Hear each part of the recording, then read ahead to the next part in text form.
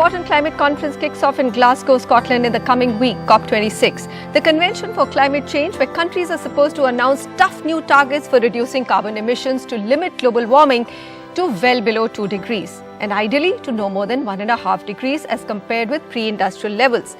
Now, scientists insist this is perhaps the humanity's last chance to avert a climate disaster by committing to net zero carbon emissions by 2050. The real estate industry or the built environment is responsible for, and hold your breath on this number, almost 40% of greenhouse gas emissions globally. And it will be impossible to achieve a net zero economy without real estate becoming net zero. So today, in this COP26 special on climate change, we ask, is India's real estate sector ready for a massive overhaul? Joining me are Vinamra Srivastava. He's CEO of Business Parks CapitaLand India. And also with us, Tanmay Tathagat, Director, Environmental Design Solutions. Gentlemen, thank you very much for joining us. Vinamra, you're in the hot seat today. So, have leading companies like yours realized that this is a grave problem? And are you setting much bolder commitments than before? Absolutely, Manisha. You rightly said real estate contributes 30 to 40% to global greenhouse gases emissions. It also consumes almost 40% of world's energy, according to UNEP. What has happened over the last few years is, as global investments have flown across geographies, and especially between the developed world and the emerging markets in real estate, expectations of investors on standards of sustainability and ESG have skyrocketed. At the same time, occupiers who occupy this real estate have also become increasingly sophisticated and demanding for the right reasons in terms of wanting to be in a built environment that is environment friendly. So all of these put together, I think, has put real estate right front and center at the heart of the sustainability movement for all the right reasons. And CapitaLand, as one of the leading organizations globally, we have been consistently ranked on Dow Jones Sustainability Index, the GRESB, and all the global indices on our sustainability. Vinamra, will you be able to reach that carbon neutrality by 2050? Because, if we don't get to net zero, we are in trouble. So my question is, I went through the ESG document. Yes, there are commitments, but I didn't see or read any commitments to a net zero. Is that something which is where you're headed at least, or there is a consciousness that you need to reach there? Absolutely, Vinisha. The only reason why we haven't put a number or a particular year to say when we will be net zero is only because we want to take this step by step and make very bold commitments for the next 10 years. And that is why we have gone ahead and committed to the aggressive targets on by 2030. Mm-hmm. Beyond that, the direction is absolutely to make sure all our buildings, especially the new ones and the old ones after retrofitting, ultimately achieve the net zero target. We are very mindful of greenwashing as well. We want to make sure that whatever commitments we make are practically achievable within the timelines we are setting ourselves. So 2030 is our first step. I'm very sure as we reach closer, we will be announcing our next steps on further targets, with the ultimate goal absolutely being to becoming net zero in all our developments globally. You've raised a very important point, which is that you're also looking at your older buildings. Now, Tanmay, if I look at what's happening globally as well as in India, in fact, India, the number is almost 95% of our buildings are already built and they're not green. Globally, 80% of all the buildings that will exist in 2050 have already been built. So there's millions of square feet of commercial, domestic and public sector real estate which needs to be retrofitted or decarbonized. I understand in the last 4 to 5 years, the consciousness has been amazing. As Vinamra said that, real estate companies, leaders like theirs, or even tenants and the big global Fortune 500 companies are all driving sustainable buildings. What about the ones which came in existence before? What do you do with that? All retrofits are mostly LED lighting, but cooling and heating, which is really the big consumer here of energy, requires a bigger overhauling, isn't it? Absolutely. As you said, globally, a large part of the real estate is already in existence and is going to be a challenge which the world has to face. And in India, the numbers are in fact even more interesting because according to some estimates, if you have to reach the same level of real estate footprint per person as some of the other countries, maybe even 60-70% of our built asset is yet to come. But every year, when you add all these new buildings, you are adding to this stock of existing buildings. And you also know that over a period of time, all of these buildings, even if they're designed to be energy efficient and green, need to ramp up their energy efficiency, their water efficiency, their carbon footprint needs to be looked at. So I agree that cooling is one of the biggest challenge that all existing buildings face. There's also overall focus on improved health and well-being, which is also contributing to a large extent on our energy footprint. So there are several options which companies and buildings of different kinds, whether it's a residential building or a commercial building, can take. Mm-hmm. There are proven examples within India where there has been 30 to 50, 60% improvement because cooling technology has changed over a period of time.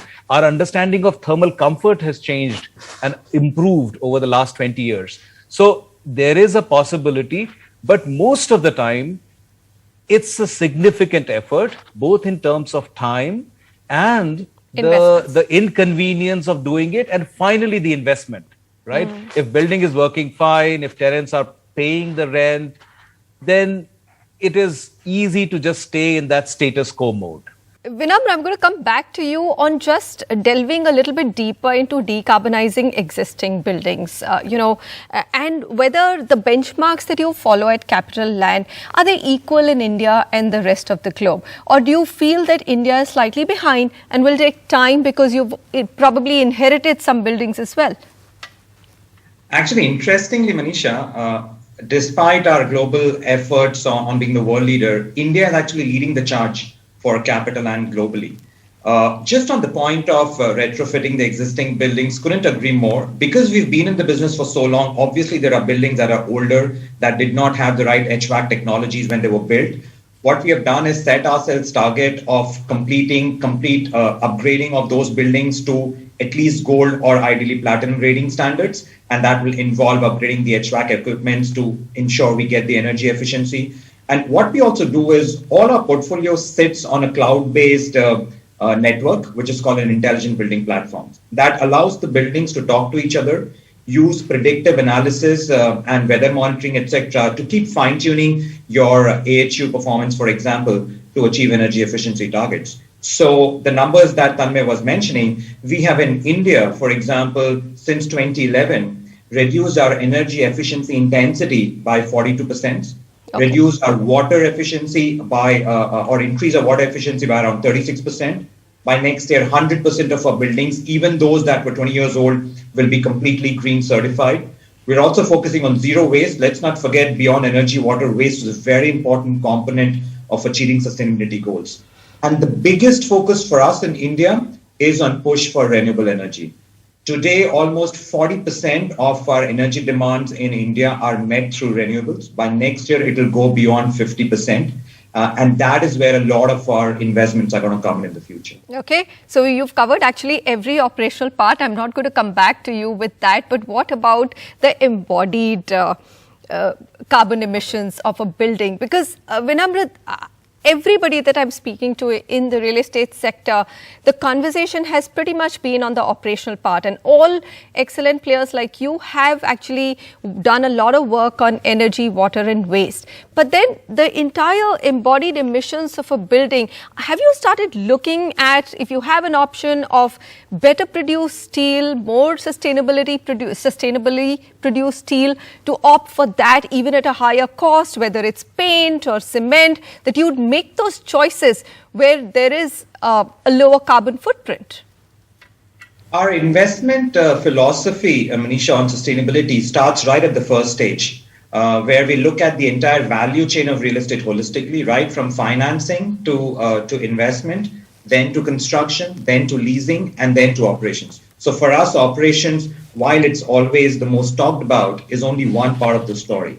Now, on the construction side, you're absolutely right. Embodied carbon is one of the biggest issues for the industry. We are already doing a lot of internal research on alternative materials, how to use sustainable steel, how to use timber much more effectively that is sustainably produced, how to reduce wastage from construction. Because let's not forget, we always talk about the reduction in usage of water energy on the operation side. Construction gets missed, and that is where a huge amount of waste also comes in. So both on the use of sustainable materials as well as focusing on the entire construction phase of the project is where we are very heavily focused on. What we also do when we make our investments decision is we now build in an implicit carbon tax, an internal carbon tax on our investment decisions, which means that tomorrow in the future, should the regulatory environment change, have we already priced in our carbon impact? On top of that, we also budget in capex that is already needed to retrofit, build and upgrade them to the kind of targets for sustainability that we have. And right. All of that comes to a factor that we have internally developed called return on sustainability. For every investment, we measure what is the value that sustainability efforts are going to generate. And ROS is as important for us as IRRs when we make our investment decisions. Well, Tanmay, that's music to our ears, but then CapitaLand is an outlier, isn't it, in the vast canvas of India's real estate. I mean, I don't see too many companies looking at embodied carbon footprint of the materials that they use, how far that material travels, etc. Forget about right now cradle to cradle. I'm not going to touch upon that. I'm just going to look at the aspect that how much do we now holistically need to integrate sustainability into every aspect of what this sector builds? There are two challenges when you look at the carbon intensity of building materials. And the biggest one being the metrics. It's easy for us to see the energy footprint and how many kilowatt hours or whatever per year because you get the energy bills. But the carbon footprint is largely invisible. And if I look at just India, where we have a large percentage of energy use going into the buildings, a significant portion of our industrial energy use is also contributing to the building sector, to cement, steel, aluminum, etc. And if I account for all of this, then in several kinds of buildings, especially let's say residential buildings, the embodied energy of the material, even if you look at the building after 30 years of use, will almost be equal, if not more, than the energy used by that building cumulatively over that period of time. So one is that it's invisible. It's not very easy to quantify, but there are efforts in that direction. So, recently, for example, UK has done this benchmarking under their transformation initiative for carbon, where they're looking at carbon footprint of building material in a rating. So, the baseline is something, let's say, a 500 tons per square meter of carbon, and it goes up to some, say, 200 odd. So you're saying in the rating system itself, as we hand out those gold and platinum ratings, it's time now to bring in the embodied carbon footprint as well. Then here's my question. Should it be driven from the top by the Indian government? I mean, should they make it legally binding on the sector? What do you think? See, government is doing a fair bit, I would say, on a couple of sectors that are that have a large energy footprint. So for cement, steel, and other industries, there is a PAT scheme that looks at improving their energy efficiency. And interestingly, if I look at the benchmark of cement production and the energy of cement production, many of our companies in India are amongst the best globally, but many of them are not. So, there is certain direction in which the industry goes, driven by regulation. I'm an advocate of approaching it both ways. We really need to have this coming from the consumers, from the end users.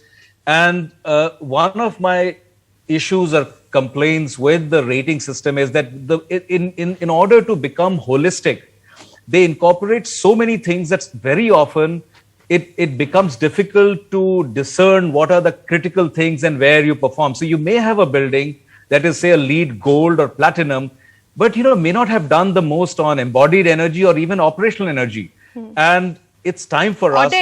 Audits, Tanmay, I've looked at it, and there is, I can pretty much count on my fingertips on the number of companies in the real estate sector which do an annual audit of their energy footprint. So any which way, that's a much larger conversation. I've run out of time. Vinamra, how hopeful are you that, our leaders this time will actually have some sort of a breakthrough and we will head towards that net zero target by 2050? I think the interests are aligned. It really boils down to the combination of what private sector can do and what the government can do. The government, especially in India, needs to really focus on easing up policies, ensuring consistency of policies between the states and between the state and the federal, and also realizing that one of the key guzzlers of energy is going to be data centers for us in the future. So how do we come out with policies that can use renewable to support data centers? So I think that's what the government's role should be. The private sector, I think, has already started doing what they're supposed to be doing. The drop in solar panels prices by around 90% over the last decade has definitely helped. And today, producing renewable power is almost at par as brown power. So I think we're on the right track.